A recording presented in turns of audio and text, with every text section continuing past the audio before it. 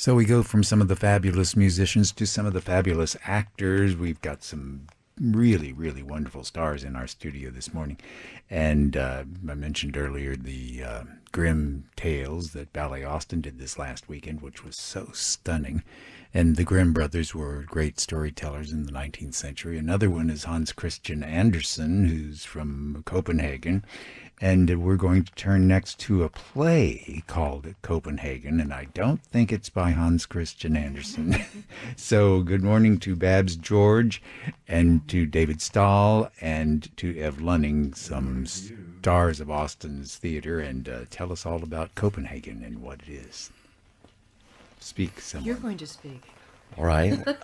This is the basic premise here is about the meeting between Niels Bohr and Werner Heisenberg in Copenhagen in 1941. There's been always a mystery about what the two of them spoke of at this meeting. They were the only two there. This play delves into what actually happened. There are many different viewpoints that come through these three characters. Three characters? Yes. There's just the two of them, but... There's Niels Bohr and his wife, Margrethe. Yes, there she is. Is an effective interlocutor between the two characters, and she has a wonderful scene in the second act where she really grills Heisenberg about his personal motives for coming to Copenhagen in September 1941. And so what were they about? We were just discussing the we go in and out about all of the different levels in this. But Michael Frayn also wrote Noises Off, which is a very skillfully constructed farce, but the same skill and craftsmanship in construction. That's the one with people in front of the stage. That's right, and then it turns around and you yeah. see the backstage. And so he turns this story around so that you see Bohr's side, you see Heisenberg's side, you see Margarethe's side, you see the side of all of the physicists that Bohr and Heisenberg worked with during their analysis of the atom. Heisenberg says several times in the play what it was he said, the question that he posed to Niels Bohr, which is, I simply asked you if, as a physicist, one had the moral right to work on the practical exploitation of atomic energy. This is Heisenberg saying. And within that question, there is science, there is morality, there is personal level and absolute universal level. And so in order to unpack that question, well, it takes us over 2 hours, in fact. Really? So let's hear a little bit of the play. By the way, Ed, that's a beautiful leather jacket you're wearing. Many thanks. Look at him. He's lost. He's like a lost child. He's been out in the woods all day, running here, running there. He's shown off. He's been brave. He's been cowardly. He's done wrong. He's done right. And now the evening has come, and all he wants is to go home. And he's lost. Silence. Silence. Silence. And once again the tiller slams over and Christian is falling. Once again, he's struggling towards the life buoy. Once again I look up from my work, and there's Niels in the doorway, silently watching me. So, Heisenberg, why did you come to Copenhagen in 1941? It was right that you told us about all the fears you had, but you didn't really think I'd tell you whether the Americans were working on a bomb.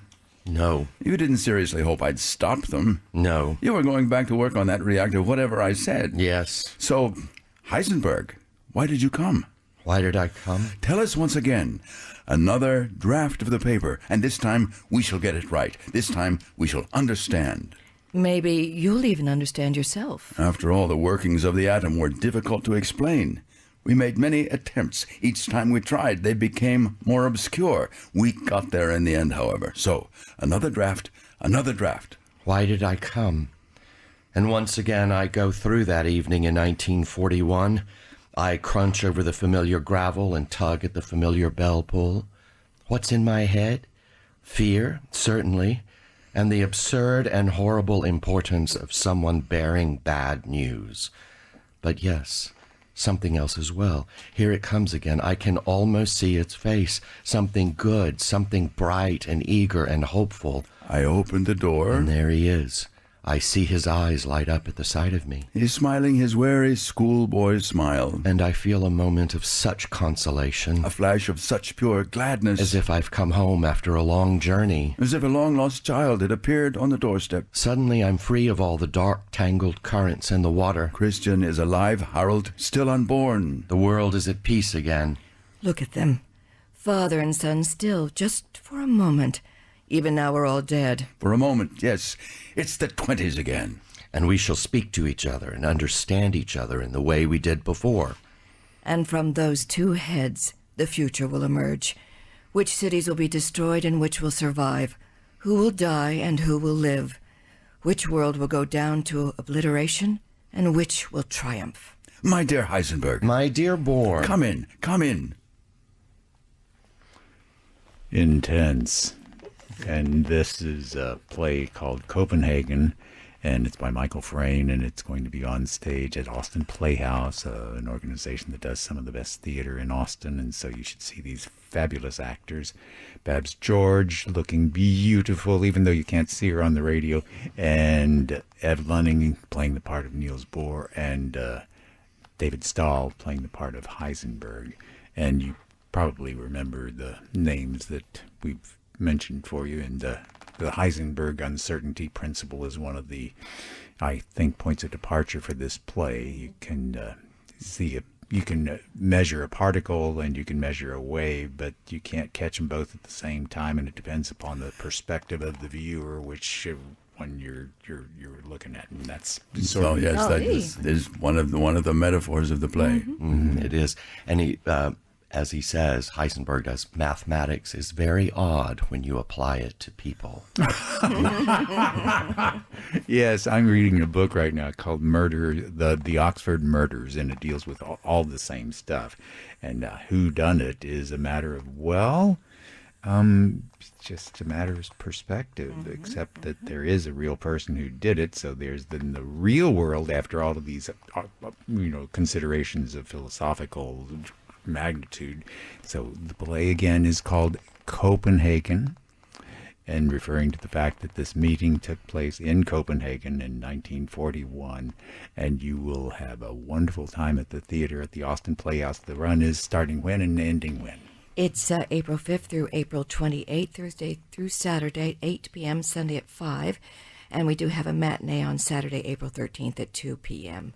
And you can visit the website at www.austinplayhouse.com or call the box office at 512-476-0084. You're not really going to do this without the books, are you? These guys are amazing. I mean, I can't even fathom putting all of this stuff into my head and being able to come and do dueling with somebody else. It's just...